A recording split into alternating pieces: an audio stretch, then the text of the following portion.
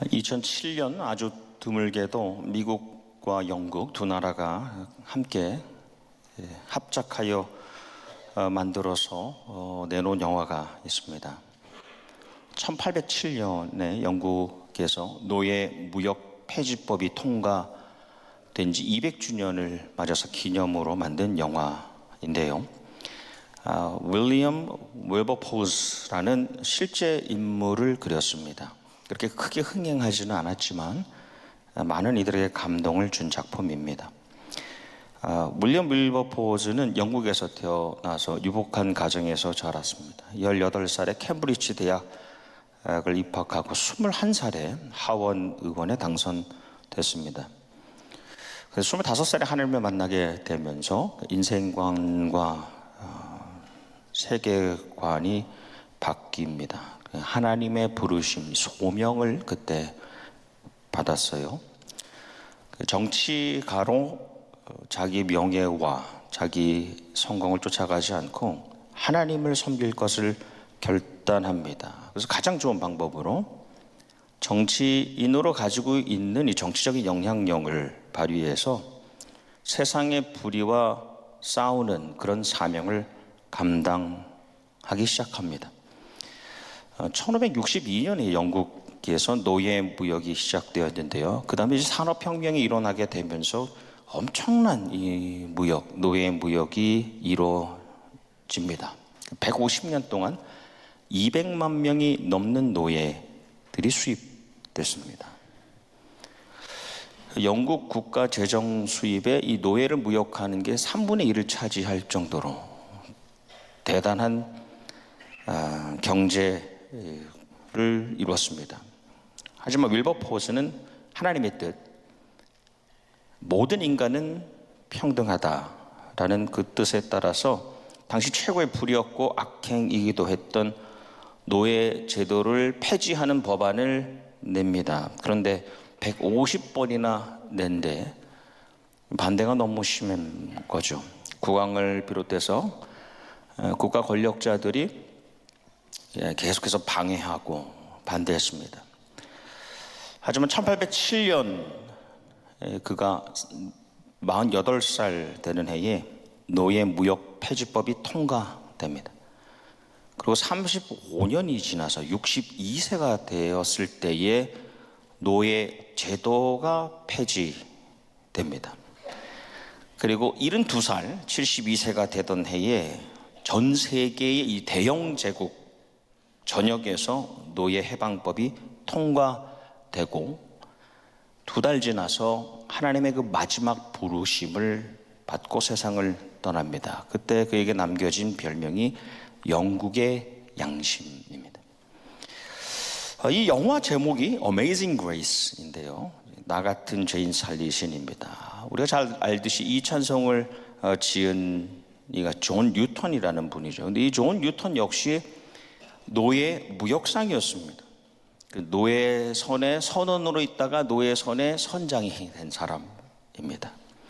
배를 타고 가다가 폭풍을 만나면서 내가 죽겠구나 라고 할 때에 하나님의 부르심, calling, 소명을 만납니다.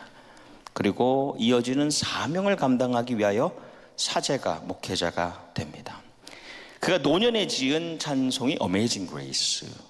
그 가사에 Amazing Grace, how sweet the sound that saved wretch라고 할 때에 나 같은 죄인이라고 했는데 wretch라는 뜻은 사실 몹쓸 놈이죠. 몹쓸 놈. 네. 과거의 노예를 사고 팔았던 몹쓸 놈이었던 나를 그 가사 안에 표현한 겁니다. 앞서서 윌버포즈가 사실 어린 시절에 8살에 아버지가 세상을 떠났는데요. 사실 그를 양육했던 이가 숙부입니다. 근데 숙부의 친한 친구가 존 뉴턴이었어요. 그래서 존 뉴턴은 이 윌버포즈의 영적인 멘토가 돼서 항상 그가 사명을 포기하려고 할 때마다 그만두면 안 된다. 절대 그만두면 안 된다. 신앙인으로 그리고 정치 영역에서 그 영향력을 발휘해야 한다고 계속해서 사명을 일궜기 때문에 그 윌버포즈를 그린 그 영화의 제목이 존 뉴턴의 Amazing Grace가 됐던 것이죠. 훗날에 이 윌버포즈가 자기 삶을 회고하면서 고백한 것이 제 평생 동안, 제 일생 동안 저를 재촉하신 분이 주님이셨습니다. 돌아보니까 내가 한 것 같지만 하나님의 요청이 있었고 명령이 계속하여 나에게 있었기 때문에 내가 그 일을 감당했습니다 라고 말하는 겁니다. 우리가 모이고 우리가 하는 것, 우리가 모이고 우리가 하는 것 같지만 사실 우리를 부르시고 우리를 하게 하시는 분이 하나님이신 줄 우리는 믿습니다. 나를 부르심, 소명이죠. calling이고, 나로 하게 하시는 일, 그것이 사명, 미션입니다. 이 모든 것이 하나님으로부터 비롯됩니다. 하나님의 자녀, 그리스도인, 예수님의 제자, 하나님의 백성, 교인, 신자, 다 같은 말이라 할 수 있는데 반드시 소명이 있고 거기에 이어지는 반드시 사명이 있습니다. 한자로 소명을 보면 불을소의 목숨명입니다. 부름받은 목숨이고, 사명은 심부름사의 목숨명입니다. 심부름하는 목숨입니다. 소명은 즉 하나님께서 부르신 목숨, 생명임을 깨닫는 것이고, 사명은 하나님께서 그 목숨, 생명의 심을 부린 심을 부리시는 건 심부름이라고 하죠. 그 심은 힘에서 나왔습니다. 그 생명의 힘을 부르시는 것을 이루는 것을 사명이라고 합니다.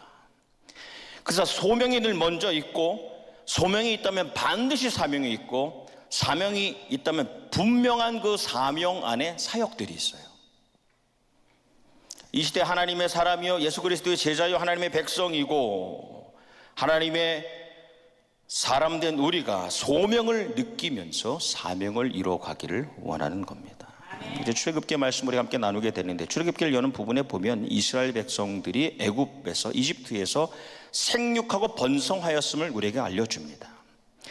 이것은 창세기를 열고 하나님께서 그 백성에게 하신, 그 피조세계에 하신 생육하고 번성하라는 말씀이 이제 출애굽기에 와서 성취되고 있음을 우리에게 보여주고 있는 것이죠. 하지만 비록 그렇게 그들이 강성했지만 그들은 우상의 땅 애굽에서 죄의 매인 노예로 살고 있었습니다.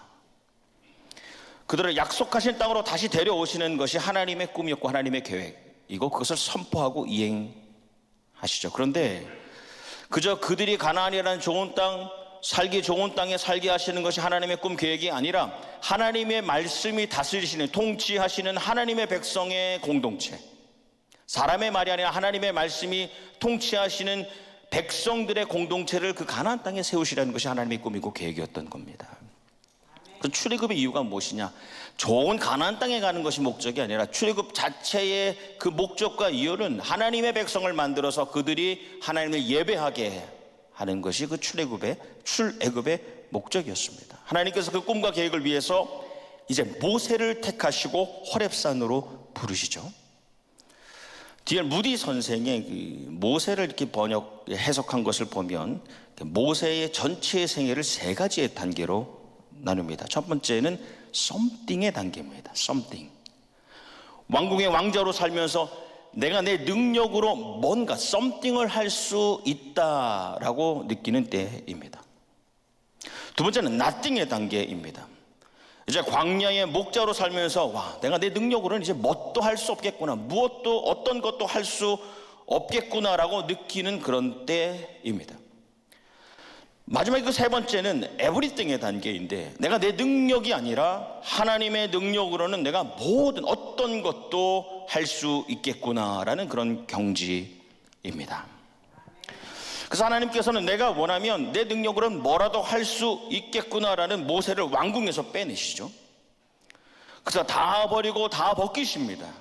나띵의 단계에 내리십니다. 그리고 광야에서 모세에게 다시 소명을 주실 때에 이미 다 내려놓게 하시고 다 벗기셨는데 마지막에 모세 너 신을 벗으라고 하시죠.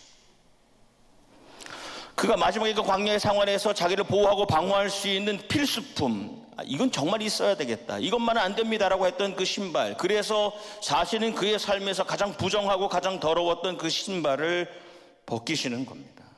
거기까지도 벗으라는 것이죠. 예수님께서 십자가를 지시기 전에 제자들과 함께 식탁을 나누실 때에 제자들이 더러운 신을 신고 그대로 그 자리에 앉아 있었습니다. 사실 그 신보다 더 더러운 것은 그들이 그 자리에 그냥 교만함으로 앉게 만든 그들의 심령이 그 눈에 보이는 신발보다 더 더러운 것이었죠. 정말 더러운 것은 그들의 심령이기 때문에 예수님께서 그들을 부르시고 신을 벗기시고 발을 씻기셔서 사명을 주시기 전에 그의 육신과 심령을 정결하고 거룩하고 그렇게 새롭게 하시는 겁니다. 부르시고 벗기시고 새롭게 하시는 겁니다. 하나님께서 이제 모세를 부르시고 소명을 주실 때에 불이 붙었는데 불에 타지 않는, 불이 분명히 붙어 있는데 불에 타지 않는 나무, 그 떨기 나무를 보여주심으로 너가 아무것도 할 수 없는 것 같아 보이지만 너희 하나님의 영 성령님께서 임재하실 때에 너는 여전히 따뜻하고 밝은 빛을 낼 수 있음을 보여주시는 것입니다. 그의 영이 하나님께서 함께 하실 때 그 능력으로 모든 것을 할 수 있음을, 그 에브리띵의 단계로 하나님께서 이끌어 가시는 겁니다. 그리고 사명을 주시는 겁니다.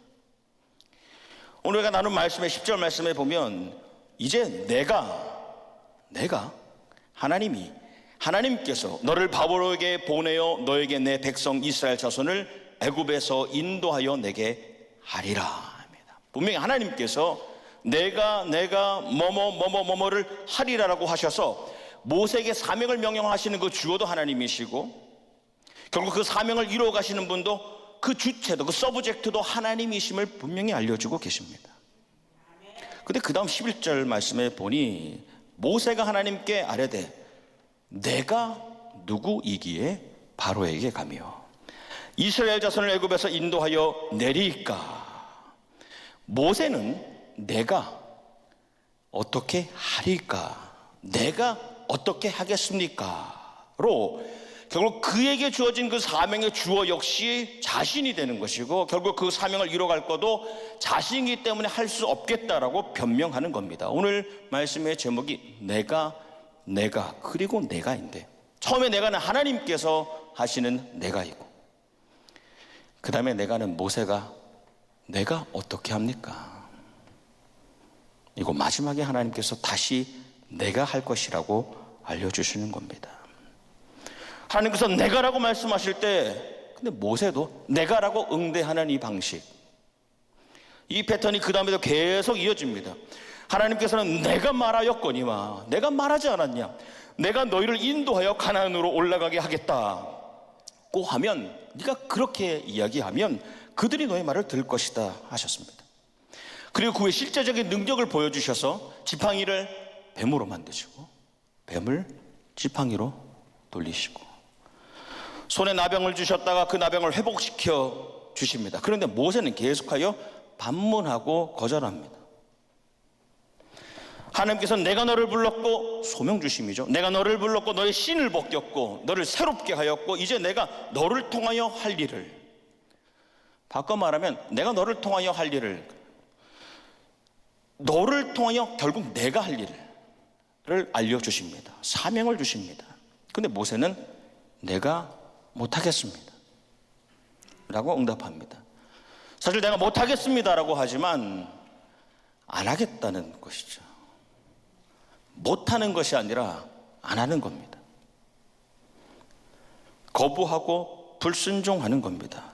주님이라고 매일 말은 하는데 하나님의 일을 이루어가는 그 주어가 주님이 아니라 나라는 것, 나라고 생각하고 그 사명을 이루시는 능력도 하나님이 주실 것이다가 아니라 내가 만들어가는 내 능력이라는 교만에서 나오는 불순종입니다.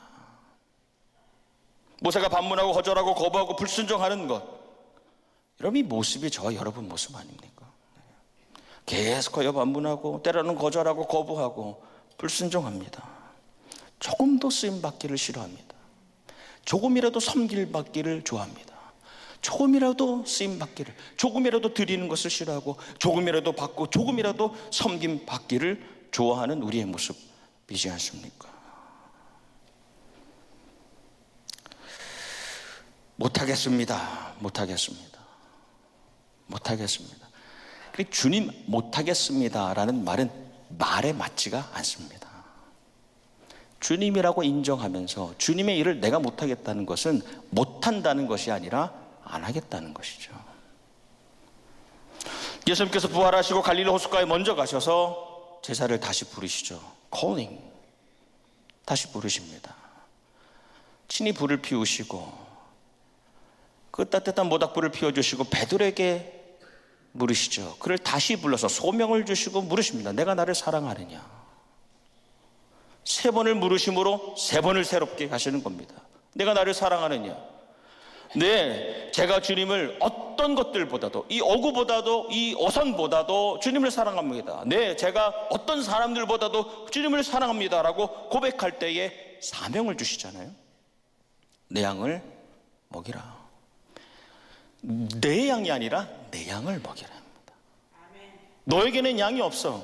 내 양을 먹이라. 내 양을 치라. 내 양을 먹이라라고 응답하십니다. 사명을 주세요. 그래 이어지는 주님의 말씀이 너가 사역할 때에 네가 젊을 때는 스스로 띠를 띠고 네가 가고 싶은 곳으로 갔지만 내가 늙어서는 다른 사람이 너를 띠띠우고 네가 원치 않는 곳으로 끌고 가게 될 것이다. 내가 바라지 않는 곳으로 끌고 가게 될 것이다. 그것이 내가 하는 일이다 라고 말씀하시는데 베드로가 주변을 돌아보니까 말씀에 주께서 사랑하시던 제자 그 요한이 뒤에서 따라오는 겁니다. 그래서 묻잖아요. 주님, 저는 그렇다 하더라도 저 사람은 어떻게 되나요?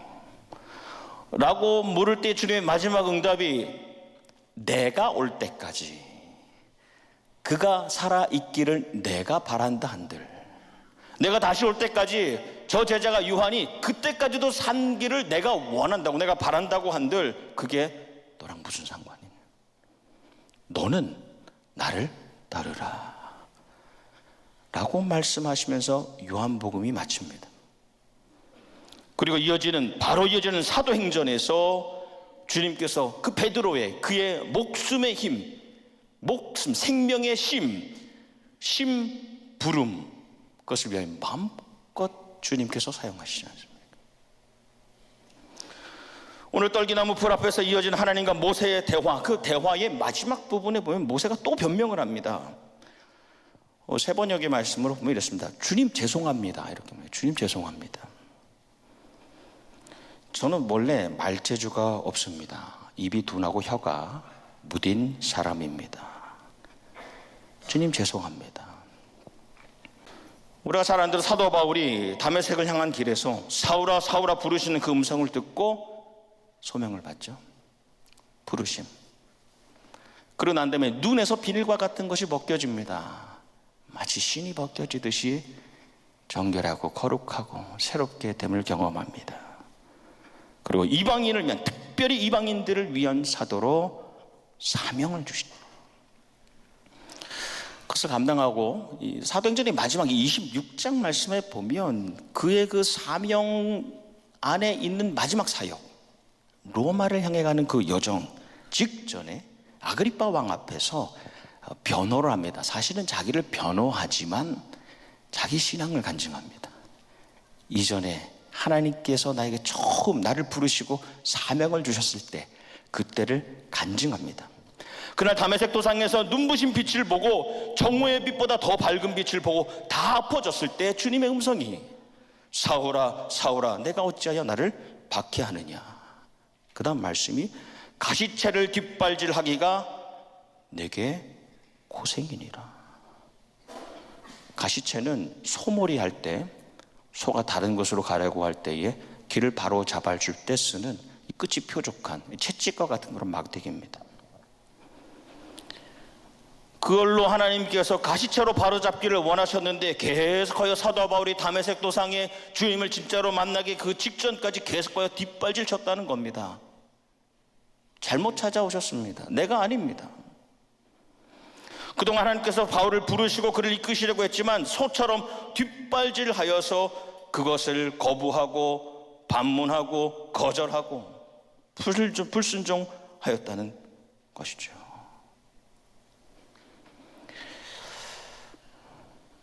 오늘 우리가 나눈 말씀의 12절 말씀에 내가 반드시 너와 함께 있으리라. 내가 그 백성을 애굽에서 인도하여 낸 후에 너희가 이 산에서, 이 호렙산, 이 신의 산에서 하나님을 섬기리니 이것이 내가 너를 보낸 증거니라.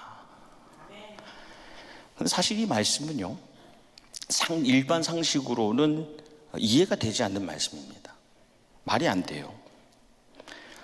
장차 이제 출애굽하게 될 그 백성들이 이 호렙산에 와서, 이 신의 산에 와서 나를 예배하게 될 때에, 여기서 십계명을 받고 율법을 받고 나에게 제사를 드릴 때에 지금 내가 너를 불렀다는 것에 증거가 될 것이다 라는 말씀이니까, 지금 당장은 증거가 없다는 것이죠.